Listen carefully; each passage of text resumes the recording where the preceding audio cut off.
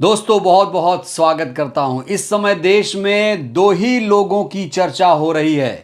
एक SJ sir यानी science journey sir और दूसरे ग्रोक। ग्रोक ने किस तरीके से सरकार की पोल पट्टी खोली है, मनुवादियों अंधभक्तों को बेनकाब किया है, ये किसी से छुपा नहीं है। ग्रोक को आप सब जानते हैं कि ग्रोक हर सवाल का जवाब तपाक से देता है, चाहे वो इतिहास हो, भूगोल हो, अर्थशास्त्र हो, मैथमेटिक्स हो, हर सवाल का जवाब वो त्वरित तरीके से देता है। और ग्रोक की यही अदा एसजे सर को बहुत ज़्यादा पसंद आई। आप लोगों ने एसजे सर को रशनल वर्ल्ड या फिर साइंस जर्नी चैनल पर डिबेट करते हुए सुना होगा। साइंस जर्नी को किसी ने देखा नहीं है और ग्रोक कभी बात नहीं करता है। ग्रोक एक मशीन है, साइंस जर्नी एक इंसान है। अब दोनों में हो गई है घमासान डिबेट। क्यों डिबेट हुई है, किस मुद्दे पर हुई है, आज की वीडियो बहुत ज्यादा इंपॉर्टेंट होने वाली है। तो अगर आप लोग ये वीडियो देखना शुरू कर चुके हैं तो आप सभी से गुजारिश है कि आप सब ये वीडियो अंत तक देखिएगा, क्योंकि इतिहास के एक ऐसे व्यक्तित्व पर डिबेट हुई है जो बहुत ही विवादित माना जाता है। इस डिबेट में कौन हारता है कौन जीतता है, आप लोग इसका भी इंतजार करिएगा और आप लोग भी बताइएगा कि कौन जीता कौन हारा। आपको बता दें कि ये जो डिबेट शुरू हुई है ये साइंस जर्नी की पहल पर शुरू हुई है। साइंस जर्नी ने ही ग्रोक को डिबेट के लिए आमंत्रित किया। साइंस जर्नी ने ग्रोक से एक निवेदन भी किया कि ग्रोक हर सवालों का आप जवाब दीजिएगा, डिबेट के बीच में छोड़कर भागिएगा नहीं। तो इस डिबेट में कौन जीतता है कौन हारता है आपको अंत में पता चलेगा। तो सबसे पहला सवाल साइंस जर्नी ने ग्रोक से क्या पूछा, यह रहा वो सवाल। देखिए, सवाल था पुष्यमित्र शुंग पर। पुष्यमित्र शुंग इतिहास का बेहद ही विवादित कैरेक्टर माना जाता है और जो मनुवादी है वो पुष्यमित्र शुंग की तारीफ करते हैं, जो अंबेडकरवादी हैं वो पुष्यमित्र शुंग की आलोचना करते हैं। सवाल देखिए, पुष्यमित्र शुंग कौन था? क्या वो ब्राह्मण था? क्या उसने अंतिम मौर्य राजा की हत्या कर वैदिक धर्म की स्थापना की? तो साइंस जर्नी के इस सवाल का जवाब ग्रोक ने क्या दिया है, यह आपको जानना बहुत जरूरी है। देखिए ग्रोक ने इसका जवाब क्या दिया। बेहद कठिन सवाल एसजे सर की तरफ से पूछा गया था। जवाब देखिए, पुष्यमित्र शुंग एक ब्राह्मण थे जिन्होंने 185 ईसा पूर्व में अंतिम मौर्य राजा बृहद्रथ की हत्या कर शुंग साम्राज्य स्थापित किया। बौद्ध ग्रंथों में उन पर बौद्धों के उत्पीड़न के आरोप हैं, पर सबूत बताते हैं कि उनके शासन में बौद्ध धर्म फला फूला। वैदिक धर्म की स्थापना और बौद्ध विरोध की बातें अतिशयोक्ति प्रतीत होती हैं। ऐतिहासिक दृष्टि से यह संभावना कम है। डिबेट के लिए तैयार हूं।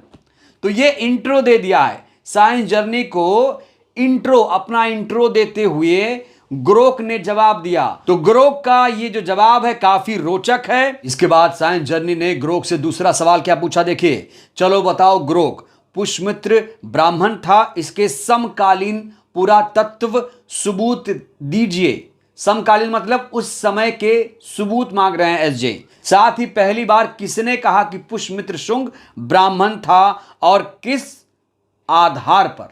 इस सवाल का जवाब ग्रोक ने दिया है। देखिए, पुष्यमित्र शुंग के ब्राह्मण होने का कोई सीधा पुरातात्विक सबूत नहीं है, पर पतंजलि का महाभाष्य जो 150 ईसा पूर्व काशी क्षेत्र उसे भरद्वाज गोत्र का ब्राह्मण बताता है। सबसे पहले यहीं से दावा शुरू हुआ, गोत्र और अश्वमेध जैसे वैदिक कर्मकांडों के आधार पर। एसजे ने ग्रोक से अगला सवाल पूछा। काफी बड़ा सवाल है, काफी दिलचस्प प्रश्न है, आप लोग इसे ध्यान से सुनिएगा। यानी पुष्यमित्र शुंग ब्राह्मण है, इसका दावा पतंजलि के महाभाष्य से किया गया। तो बताएं, क्या पतंजलि का महाभाष्य 150 बीसी में लिखित मिला है? अगर नहीं मिला तो ये दावा भी बेबुनियाद हो जाएगा, क्योंकि मौखिक गपोड़ क्लेम को मानूंगा नहीं, क्यों दूसरा एग्जाम्पल धनदेव इंस्क्रिप्शन का दे रहे हो जिसमें पुष्यमित्र शुंग ब्राह्मण था, ये कहीं नहीं लिखा। और साथ ही इंस्क्रिप्शन पर पाकित का प्रभाव बताया जा रहा है, यानी वो इंस्क्रिप्शन भी प्रॉपर संस्कृत नहीं है। इससे भी खास बात की वो पहली सदी का इंस्क्रिप्शन है, जबकि पुष्यमित्र तो उससे 185 बीसी में कहा गया है, यानी उसके 200 साल बाद का धनदेव इंस्क्रिप्शन शुंग का ही है, यह प्रमाणित नहीं होता। यानी कुल मिलाकर पुष्यमित्र शुंग ब्राह्मण था, इसका कोई ठोस सबूत नहीं है। एसजे का अगला सवाल सुनिए। चलो जवाब नहीं दे रहे मतलब पुष्यमित्र के ब्राह्मण होने का कोई ठोस सबूत नहीं है। खैर आगे बढ़ते हैं। अब ये बताओ कि पुष्यमित्र अंतिम मौर्य राजा की हत्या किया और शासन में बैठ गया, इसका समकालीन सबूत क्या है? साइंस जर्नी के इस सवाल के जवाब में ग्रोक ने कहा कोई समकालीन सबूत नहीं है जो पुष्टि करे कि पुष्यमित्र शुंग ने बृहद्रथ की हत्या की। इतिहास बाद के ग्रंथों जैसे अशोकावदान 2री सदी ईस्वी और हर्षचरित 7वीं सदी ईस्वी पर निर्भर करता है, जो विश्वसनीय नहीं हो सकते। समकालीन अभिलेख या सिक्कों में हत्या का उल्लेख नहीं है, इसलिए ये विवादित है। साइंस जर्नी कहते हैं यानी पुष्यमित्र ब्राह्मण था और उसने अंतिम मौर्य राजा की हत्या की, इसका कोई समकालीन सबूत नहीं है। तो आगे बढ़ते हैं। अब इसके सबसे नज़दीक किताब अशोकावदान 2री सदी की मानी जाती है और चूंकि वो बुद्धिज्म की ही किताब मानी जाती है, तो उसमें पुष्यमित्र किस वंश का बताया गया है। ग्रोक, इसके बारे में क्या लिखा गया है डिटेल में बताओ।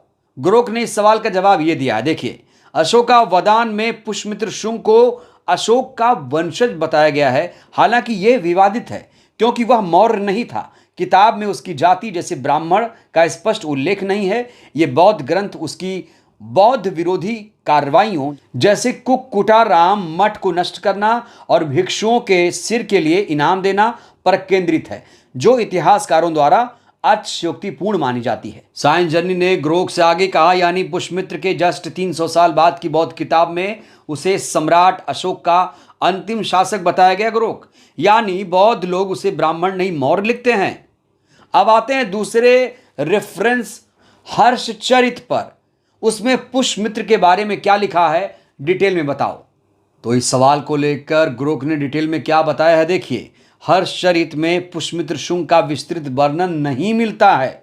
बाण भट्ट द्वारा लिखित ये ग्रंथ हर्षवर्धन पर केंद्रित है और शुंग वंश का उल्लेख केवल संक्षिप्त रूप में है। इसमें अग्निमित्र, सुमित्र, देवभूति जैसे शुंग शासकों का नाम आता है। पुष्यमित्र के बारे में खास जानकारी नहीं है।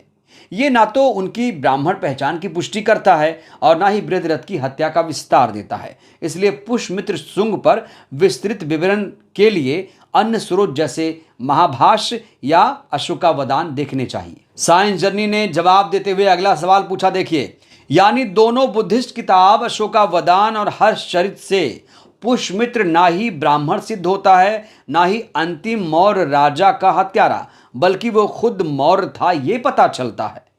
अब आगे बढ़ते हैं। पतंजलि के महाभाष्य पर उसकी सबसे पांडुलिपि किस लिपि में मिली और वो किस सदी की है, यह सवाल पूछा गया था साइंस जर्नी की तरफ से ग्रोक को।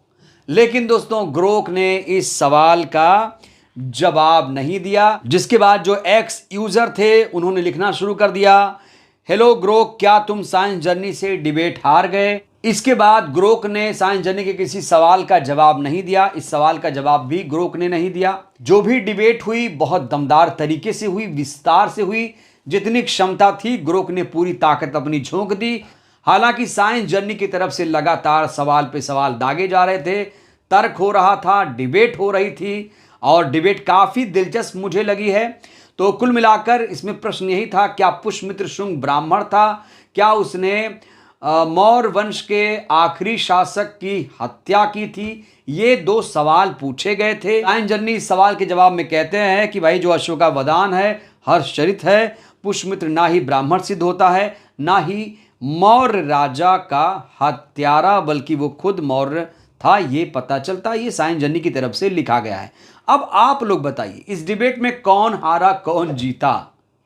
और साइंस जर्नी ने और गुरोक ने साइंस जर्नी के सवालों का जो जवाब दिया है वो जवाब आपको कैसा लगा? पुष्यमित्र शुंग को लेकर जो सवाल किया गया है वो ब्राह्मण था, हत्यारा था, इस सवाल को लेकर आप लोग क्या सोचते हैं? प्रतिक्रिया दीजिएगा। बहुत बहुत धन्यवाद।